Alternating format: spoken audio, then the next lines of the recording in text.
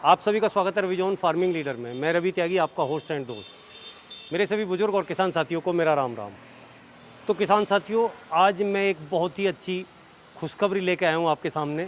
मैं आया हूँ जैविक कृषि केंद्र पर, जहाँ आपकी मिट्टी की जांच भी होगी और आपको जैविक तरीके के खाद और दवाइयाँ यहाँ उपलब्ध होगी। तो चलिए जानते हैं उनसे कि वो कैसे कैसे करते हैं। भुला दे डर, कुछ अलग कर। किसान साथियों, हमारे चैनल को सब्सक्राइब करें और घंटी के बटन को जरूर दबाएं। सर, आपका बहुत बहुत स्वागत है हमारे रविजोन फार्मिंग लीडर में। मेरे जो किसान भाई हमें और आपको देख रहे हैं यहाँ आज आपके संस्थान पर बैठे हुए, जी उन्हें एक अपना छोटा सा परिचय दें। साहब, मेरा नाम नीतीश तोमर है। मैं ग्राम लड़पुरा, गढ़ मुक्तेश्वर, हापुड़ का रहने वाला हूँ।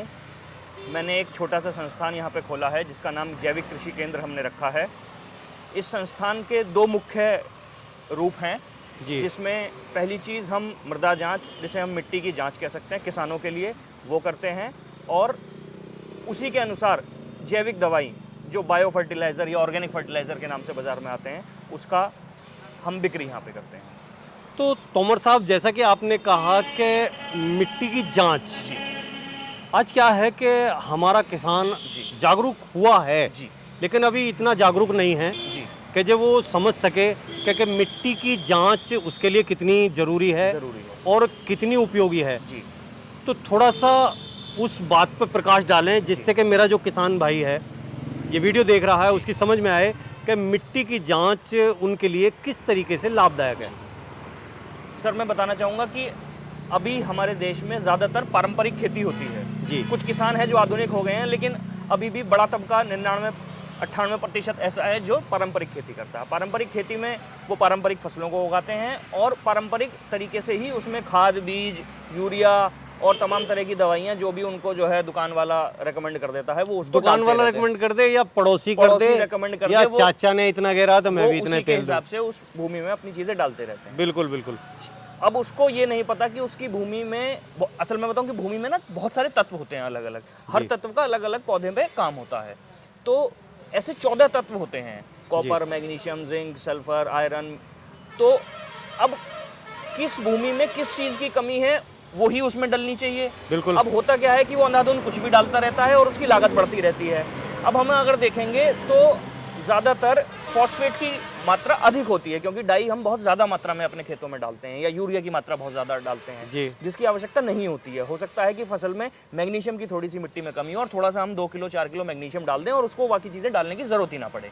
तो हमने इस तरह की एक लैब सेटअप करी है यहाँ पे, जो सॉइल को टेस्ट करती है और उसमें जिस चीज़ की कमी होती है उस चीज़ की रिकमेंडेशन देती है कि आपकी सॉइल में इस चीज़ की कमी, आप ये डालें तो आगे आने वाली फसलें आपकी उस हिसाब से उचित और बेटर हो पाएंगी, और जिसमें लागत भी आपकी घट जाएगी। बिल्कुल। तो तोमर साहब, जैसा कि आपने कहा मिट्टी की जांच की बात है, तो मिट्टी की जांच का जो वो है, क्या सैंपल लाना होता है आपके जी। पास, क्या किस तरीके से, जी या वो सैंपल कैसे लिया जाता है? जी देखिए सर, इसमें हमने हर तरह की सुविधा दे रखी है। यहाँ से 10 किलोमीटर की रेंज में अगर जी। कोई किसान है वो हमसे संपर्क करे, हमारा फील्ड बॉय जाएगा, वहाँ से मिट्टी का सैंपल लेके आएगा। जी। अगर कोई व्यक्ति यहाँ से दूर है, हमसे दूर है, तो वो हम उसे विधि बताएंगे। बहुत आसान सी विधि होती है। एक छोटी सी विधि होती है कि खेत के 5 कोनों पे से आपको 5 जगह से मिट्टी लेनी होती है, जिसमें 6 से 8 इंच का गड्ढा करना होता है, चारों कोनों पे से लेनी है और एक बीच में से लेनी है। बिल्कुल। उसमें 6 से 8 इंच का गड्ढा करना होता है। और नॉर्मल फसल आप कर रहे हैं, अगर बाग या बड़े पेड़ पौधे हैं आपके पास, तो आपसे 2 से 2.5 फीट का गड्ढा करना होगा। गड्ढा करने के बाद साइड की परत उतारनी है। उन 5 गड्ढों की परतों को आपको एक जगह मिलाना है और 100 ग्राम 200 ग्राम मिट्टी को हमारे पास कुरियर कर देना है। आप हमें कुरियर कर देंगे और हम यहाँ पर जांच करके अगले 48 घंटे के अंदर उसकी रिपोर्ट यहाँ से डिस्पैच कर देंगे कुरियर से भी। अगर ये कोई 10 किलोमीटर के पास का आदमी है तो वो आपका जो फील्ड बॉय है जी। वो जाके वहाँ से मिट्टी का सैंपल कलेक्ट करके लेके आएगा हमारे पास, और अगले 24 घंटे के अंदर हम उसको रिपोर्ट भेज देंगे। अब जरा हम देखना चाहेंगे कि आपने लैब सेटअप कैसे किया हुआ है जी और उससे जो मिट्टी की जांच है वो किस तरीके से होती है। जी वो बिल्कुल अभी, क्योंकि मेरा जो किसान भाई है जी उसे नहीं पता है कि ये क्या है, जी क्योंकि अभी पीछे जो है सरकारी तरीके से मिट्टी की जांच जी। हुई और उनमें पता नहीं कैसे वो हुआ उसमें नहीं हुआ वो जी, सब है। जी, सरकार लेकिन ने भी इस योजना को चलाने के लिए बहुत सारी स्कीमें चलाई हुई हैं, जिसमें जगह जगह जांचें करवाई सरकार ने, लेकिन सरकार ने जो मेहनत करी उसका रिजल्ट ज़्यादा नहीं आ पाया, क्योंकि वहाँ पे सुविधाएं और समय, सरकारी लैब से रिजल्ट आने में बहुत समय लगता है, और रिजल्ट्स तो अच्छे ही आते होंगे, मैं इस पर तो कुछ नहीं कहना हूँगा, पर लेकिन समय बहुत लगता है कि पता पड़ा कि 15 दिन का समय लग गया, किसान को मेहनत करनी पड़ी इतना, और उसके पास बुआई का सीजन आ गया है, जी। तो उसको तो तुरंत रिजल्ट चाहिए और तुरंत उसको रिकमेंडेशन चाहिए कि अगली फसल के लिए क्या डालना है, उसके भूमि में क्या कमी है, वो 15 दिन का इंतजार नहीं कर सकता। तो तोमर साहब चलो देखते हैं फिर लैब में कैसे होता है। तो अब ये जो है आपकी लैब का सेटअप है, जी सर। अब इसमें पहले हम क्या करेंगे, जरा आप मेरे किसान भाइयों को बताएं कैसे किस तरीके से होता है। जैसे हमारे पास कोई भी मिट्टी सैंपल आता है तो उसमें बहुत सारे तत्व हमें जांचने होते हैं। जी। सबसे पहले हम पीएच उसमें चेक करते हैं, ईसी चेक करते हैं, फिर उसके बाद हम इसके अलग अलग पदार्थों पर जाते हैं, जैसे कि जिंक चेक करना होता है, पोटेशियम चेक करना होता है, सबके अलग अलग केमिकल कॉम्बिनेशंस होते हैं जी। इसमें। तो हमें अगर जिंक चेक करना है तो जिंक का अलग केमिकल कॉम्बिनेशन है, ईसी हमें चेक करना है तो ईसी का अलग है। तो अभी हम जैसे हमें पीएच चेक करना है या ईसी चेक करना है तो हम कोई भी चीज़ चेक कर सकते हैं। पहले ईसी की इलेक्ट्रोड हमारे पास होती है, तो एक ये मीटर होता है, इसके मीटर के बारे में मैं आपको बताता हूँ। ये पूसा सर्टिफाइड मीटर होता है, इसको STFR मीटर बोलते हैं जी। ये पूसा ने टेक्नोलॉजी ईजाद करी है, जिसमें हम सैंपल को लगाते हैं बार बार, और पूसा की ही इस मशीन में सब टेक्नोलॉजी अंदर इनबिल्ट है, वो सैंपल से रीडिंग को लेता रहता है। तो IS मीटर में एंटर करते हैं हम, तो सबसे पहले हमारे पास आ जाता है पीएच। जी। तो हमें पीएच चेक करना होता है किसी भी चीज़ का, तो हम इसमें एंटर करते हैं इसी तरीके से। स्टैंडर्ड बोलता है 7.0, तो इधर हमारे पास पीएच की इलेक्ट्रोड होती है, जिसको हम 7.0 में डिप करते हैं।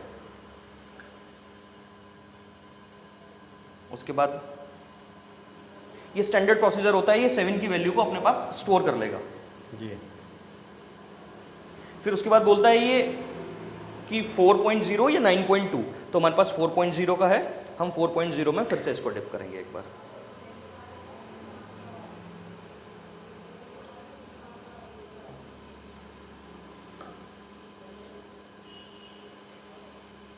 तो इसने 4. उसकी भी रीडिंग को अपने अंदर स्टोर कर लिया। ये स्टैंडर्ड केमिकल होते हैं। अब इसने बोला सैंपल, अब हमें सैंपल को टेस्ट करना है। अच्छा, अब ये सैंपल मांग रहा अब ये सैंपल मांग रहा है, वो स्टैंडर्ड रीडिंग्स देनी होती हैं इसको, 4 की, 7 की या 9.0 की। तो अब हम इसे सैंपल में टेस्ट करेंगे, तो एंटर करेंगे, तो इसने सैंपल नंबर मांगा है हमसे, हम कोई भी इसे नंबर दे सकते हैं। फॉर एग्जांपल हम इसे नंबर देंगे 008। तो इसने बताया सर देखिए pH 6.5 आया है इस मिट्टी का। अच्छा, यहाँ पे रीडिंग आ गई, ये स्टोर हो गया है सैंपल के लिए।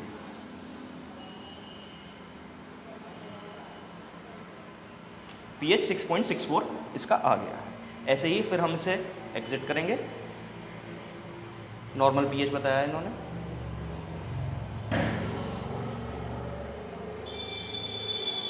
नीचे आएंगे EC इलेक्ट्रिकल कंडक्टिविटी, फिर इसका हम टेस्ट करेंगे। इसी तरीके से हम अलग अलग केमिकल सॉल्यूशन से अलग अलग चीज़ों का टेस्ट करते चले जाएंगे। इसी के बाद हमारे पास मैक्रोन्यूट्रिएंट्स आ जाते हैं।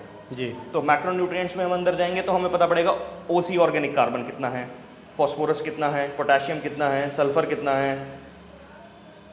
फिर उसके बाद हम आ जाते हैं माइक्रोन्यूट्रिएंट्स में। माइक्रोन्यूट्रिएंट्स में हम जाएंगे तो हमें zinc, boron, iron, magnesium, copper, इन सारी चीज़ों की डिटेल्स चल जाएगी। उसके बाद फॉर एग्जाम्पल हमें इस सारे डेटा का प्रिंट लेना है, तो हम प्रिंट लेने के लिए हमारे पास यहाँ पे इनबिल्ट इसमें सॉफ्टवेयर रहता है, हम इसको ऑन कर लेंगे, एंटर करेंगे, सॉइल हेल्थ कार्ड प्रिंट करेगा ये मशीन। अब ये पूछ रहा है कि आपको किस सैंपल नंबर का प्रिंट चाहिए, तो हम कोई भी सैंपल नंबर डाल देंगे इसमें, 005 डाल देते हैं, हमने कोई पुराना टेस्ट करा होगा उसकी रीडिंग्स हमारे पास आ जाएंगी। तो ये 5 नंबर की रीडिंग देनी शुरू कर देगा कि 5 नंबर की रीडिंग pH 7 था, मॉडरेटली एल्कलाइन था, EC उसका 0.37 था, नॉन सैलाइन था, OC 0.000 बहुत कम था इसका, नाइट्रोजन भी लो थी, फॉस्फोरस भी लो थी, पोटेशियम 33.9 आया, सल्फर की कमी आई। तो इसने साथ साथ रिकमेंडेशंस भी दे दी। जिंक सफिशिएंट बताया इसने, जिंक की कमी नहीं है। जैसे बहुत से किसान जो है अननेसेसरी जिंक डालते रहते हैं जमीन में, तो जिंक डालने की जरूरत ही नहीं है। उन्होंने मना कर दिया कि जिंक नहीं डालनी है। मना कर दिया उसने। बहुत अच्छे। Add no zinc sulphate, boron की कमी है तो ये बताएगा कि 4 किलो एकड़ की आप बोरेक्स डाल लीजिए उसमें। अच्छा हाँ, वो एकड़ ऊपर लिखा हुआ है। आयरन की कोई कमी नहीं है, आयरन सफिशिएंट है इस भूमि में। तो इसी तरीके से प्रिंट निकलता चला आएगा और हम इसका प्रिंट आउट ले लेंगे और एक हमारे पास अपना फॉर्मेट है, उसमें हम इसको डाल के रिपोर्ट को किसान को देंगे। इसमें फर्टिलाइजर रिकमेंडेशन भी आती है कि अगली फसल आपको कौन सी करनी है। कौन सी करनी हम है? किसान से पूछते हैं कि आप अगली फसल कौन सी करेंगे, आप सरसों करेंगे, उड़द करेंगे, आलू करेंगे, तो उसके हिसाब से फर्टिलाइजर रिकमेंडेशन भी ये देता है आपकी भूमि पे क्या है, उसके हाँ, कि हिसाब आपको से कितना कितना क्या क्या डालना है। क्या क्या डालना है। तो तोमर साहब, आपने ये इतनी अच्छी जानकारी दी और एक नई चीज जी। जो कि किसान वो यूज करें जी। और इससे लाभ उठाएं जी। और बहुत ही अपनी खेती में जो है नवीनीकरण कर सकते हैं और मतलब कहीं ना कहीं अपनी आमदनी को बढ़ा सकते हैं। मैं इस बात की सशर्त बात कैसे कह सकता हूँ कि आदमी अपनी 50% तक लागत इससे कम कर सकता है। एक छोटा सा खर्चा करने के बाद वो 50% तक उस फसल में अपनी जो इनपुट कॉस्ट है, जो उसकी फर्टिलाइजर की या जो दवाइयों का खर्चा है, उसको कम कर सकता है निश्चित तौर पे। तो तोमर साहब, आपने ये जानकारी दी, इसके लिए आपका बहुत बहुत धन्यवाद। साथियों, आपने नीतीश तोमर से ये जानकारी ली। अगर उनकी दी हुई जानकारी आपको अच्छी लगी हो तो वीडियो को लाइक करें, शेयर करें, चैनल को सब्सक्राइब करें और घंटी के बटन को जरूर दबाएं। ये वीडियो देखने के लिए आप सभी का बहुत बहुत धन्यवाद। मैं रवि त्यागी, रवि जॉन फार्मिंग लीडर।